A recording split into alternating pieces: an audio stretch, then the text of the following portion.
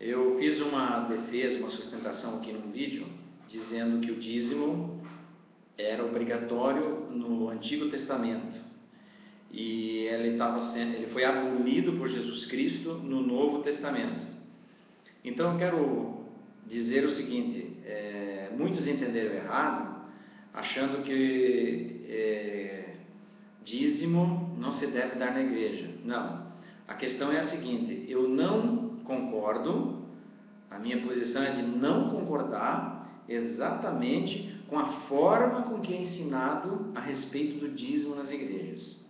Primeiro, quando se fala que dízimo, quem não dá dízimo rouba a Deus, ou quem não dá dízimo tem maldição sobre si, atrai maldição sobre si, nós temos que entender que essa ordenança, esse preceito, ele era para os judeus na antiga aliança, porque o dízimo ele servia como uma ordenança divina, um mandamento de Deus, e ele era obrigatório, como se fosse uma punição que Deus deu aos judeus, que eles tinham que dar dízimo por desobedecer.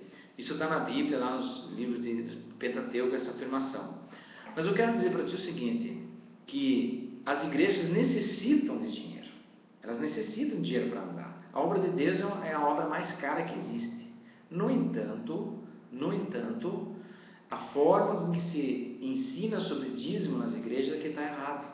Porque quem deixa de dizimar, na nova aliança, não é mais ladrão e nem tem maldição.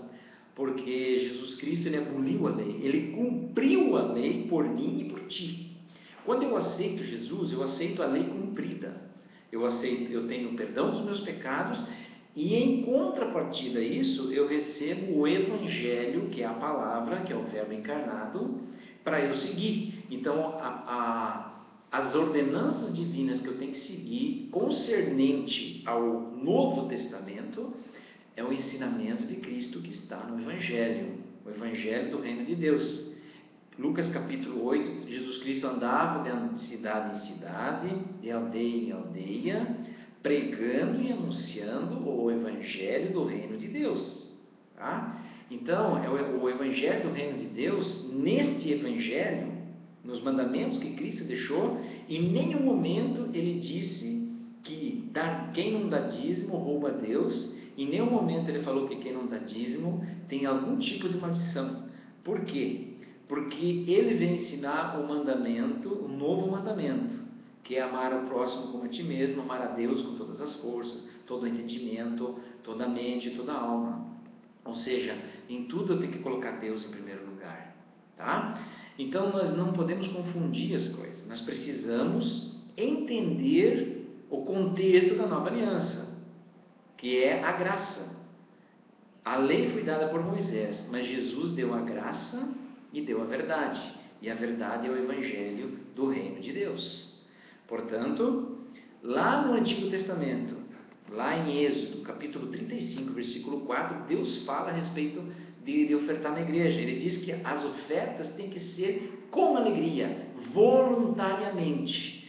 No Novo Testamento, Paulo também repete a mesma coisa, mas não existe a questão do dízimo, porque por fazer parte da lei ela foi eliminada totalmente. Porém, tem que ser ensinado que dizimar é uma ordenança divina no Antigo Testamento e que se alguém quiser por amor à obra pode fazer o mesmo hoje, mas por amor, voluntariamente, não como algo obrigatório, porque Deus não recebe se eu vou dizimar porque eu vou receber uma maldição, ou se eu vou dizimar porque eu só vou ser chamado de ladrão. Tá? E outra coisa que é errado nas igrejas é ficar colocando lista de dizimista na porta da igreja. Isso não tem base bíblica para isso, porque o que a mão direita faz, a esquerda não tem que saber.